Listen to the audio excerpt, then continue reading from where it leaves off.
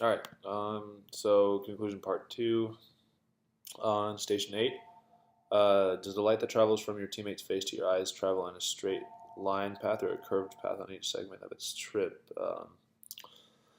So the light travels in straight lines from my face to the mirror, from the mirror to the mirror, and then from the mirror to Eric's face. In general, the light does bend and reflect a little bit, but at this distance, it travels mostly in a straight line. Station 9. Um, why did hydrogen and the ceiling light have similar but different observed rainbow patterns? They had different patterns because the hydrogen light only contained one type of atom, hydrogen, so it had only very specific wavelengths that show up on the spectroscope. The ceiling light is made to be white, so it contains a wide distribution of all the colors. They were similar though because the colors were in the same order. Station 10.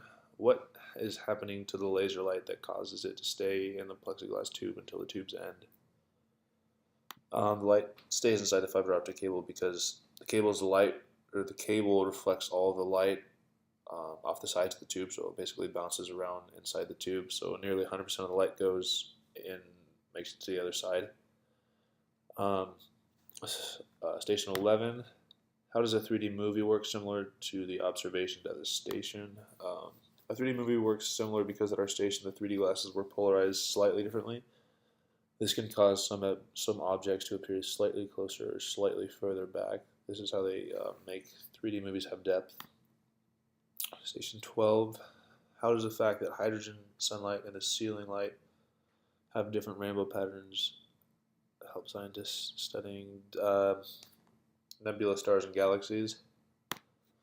When we look at the stars and galaxies, we look at what colors appear in the spectroscope. This helps us determine what galaxies and stars are made of since each element gives off its own spectrum of light. And then station 13. What is the difference between the effect of an outwardly curving lens and an inwardly curving lens? How is this helpful to eye doctors? An outward-facing lens takes all the light that's coming in and shoots it in different directions. The inward-facing lens takes all the light and focuses it to one point. This helps eye doctors correct vision by placing either an inward or outward lens before the eye's lens to help focus the light exactly on the back of the retina. Otherwise, the person's lens, on the eyeball, wouldn't do this correctly. Um, Overall, what did you think of the Lightrix lab?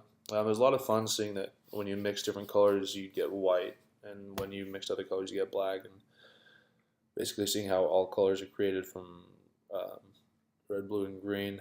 Was it a worthwhile learning experience? Yes, because I learned something.